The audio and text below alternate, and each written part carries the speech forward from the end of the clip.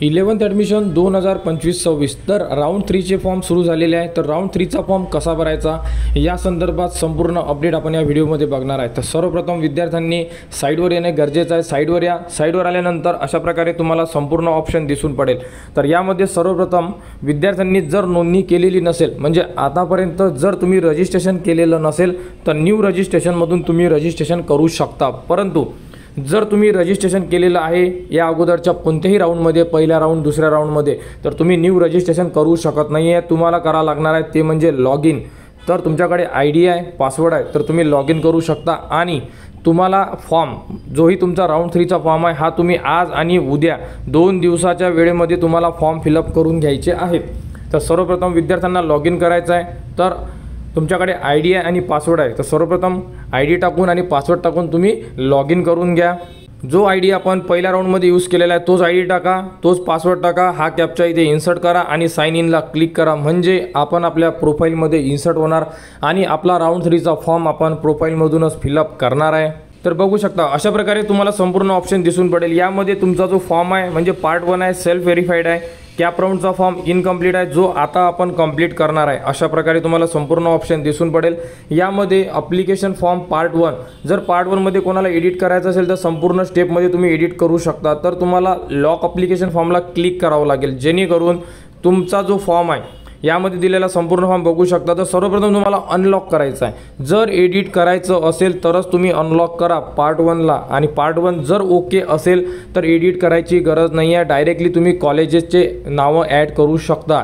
ज्यांनाही वाटत आहे की आपल्या पार्ट 1 मध्ये कास्ट चुकलेली आहे किंवा कोणती इन्फॉर्मेशन चुकीची झालेली आहे तेच विद्यार्थी एडिट करणार, अदर कोणतेही विद्यार्थी एडिट करू नका, अनलॉक करू नका।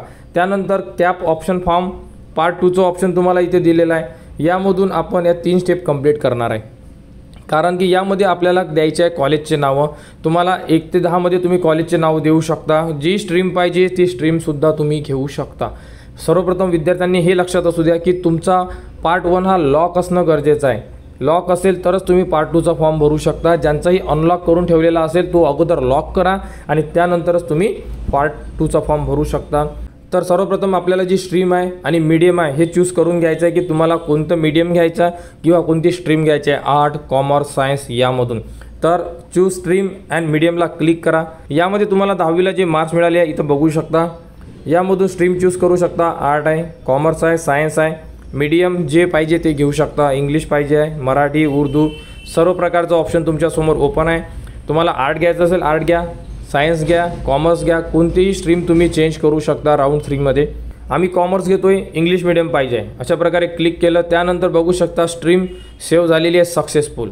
त्यानंतर इथून तुम्हाला परत मीडियम चूज करायचे आहे। आम्ही कॉमर्स घेतलेला आहे। यामधून डिस्ट्रिक्ट, तालुका चूज करायचा आहे, कोणता तालुका घ्यायचा आहे अशा प्रकारे संपूर्ण माहिती फिल करा। आणि जे विद्यार्थी सायन्स घेणार आहे त्यांना जर काही कॉम्प्युटर IT वगैरे घ्यायचं असेल बायफोकल सब्जेक्ट तुम्ही सिलेक्ट करू शकता। फक्त आणि फक्त कोणते विद्यार्थी सायन्सवाले ज्यांना कॉम्प्युटर वगैरे घ्यायचं असेल ते विद्यार्थी। तर अशा प्रकारे संपूर्ण माहिती यामध्ये दिलेली फिल करून घ्या। त्यानंतर सर्च कॉलेजला जर क्लिक केलं तर तुमच्यासमोर त्या डिस्ट्रिक्टमधले किंवा त्या तालुक्यामधले संपूर्ण कॉलेजचे नावं तुमच्यासमोर डिस्प्ले होणार आणि त्यामधून तुम्हाला जे जे कॉलेज पाहिजे ते कॉलेजेस तुम्ही इथे ॲड करा। ॲड केल्यानंतर तुम्हाला ते कॉलेजेस 1 ते 10 पर्यंत तुम्ही ॲड करू शकता। आणि तुम्ही राऊंड 2 मध्ये जर फॉर्म भरला असेल तर तुम्ही बघू शकता की तुम्ही सिलेक्ट केलेले प्रिफरन्स इथे तुम्हाला दिसून पडत आहे की आपण पहिल्या राऊंडला जे कॉलेजेस ॲड केले आहे ते कॉलेजेस जर तुम्हाला ठेवायचे असेल लिस्टमध्ये तर ठेवा, अदरवाईज इथे तुम्हाला रेडमध्ये जे ऑप्शन दिले आहे डिलीटचं इथून तुम्ही डिलीट करू शकता। डिलीट करा, पाहिजे असेल तर तुम्ही ठेवा आणि इथून तुम्ही मूवसुद्धा करू शकता। बघा इथे अप डाऊनचा एरो दिलेला एक कॉलेज वर आणि खालूनसुद्धा खालीवरसुद्धा करू शकता। अशा प्रकारे संपूर्ण ॲड करायचं असेल तर इथे ॲडचं ऑप्शन दिलेलं आहे, इथून तुम्ही कॉलेजेस ॲड करा, जेवढेही कॉलेज ॲड करायचे करू शकता।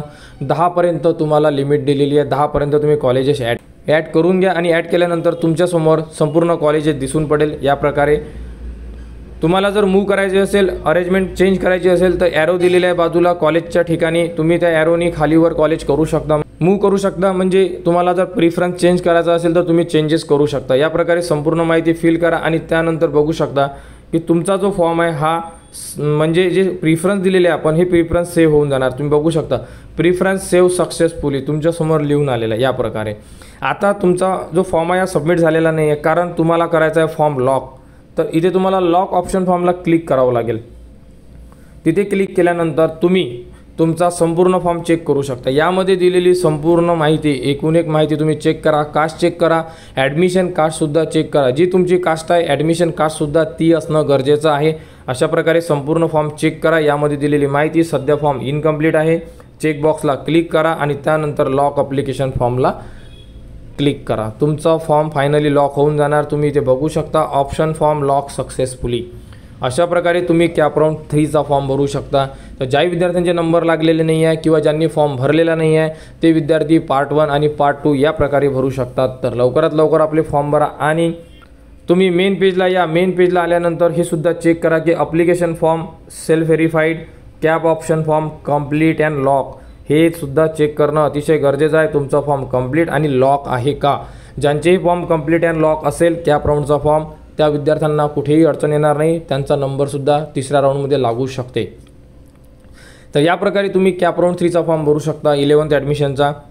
उद्या 6:30 वाजेपर्यंत म्हणजे 22 तारीख आणि 23 तारीख 2 दिवस देण्यात आलेले आहे। तर 2 दिवसाच्या आत तुम्हाला फॉर्म भरायचा आहे, कारण टाईम खूप कमी आहे।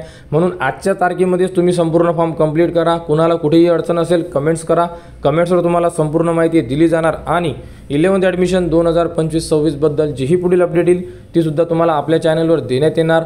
त्यासाठी चॅनलच्या कनेक्टमध्ये राहा, चॅनलला सबस्क्राईब करा व हा व्हिडिओ इतरांपर्यंत शेअर करा।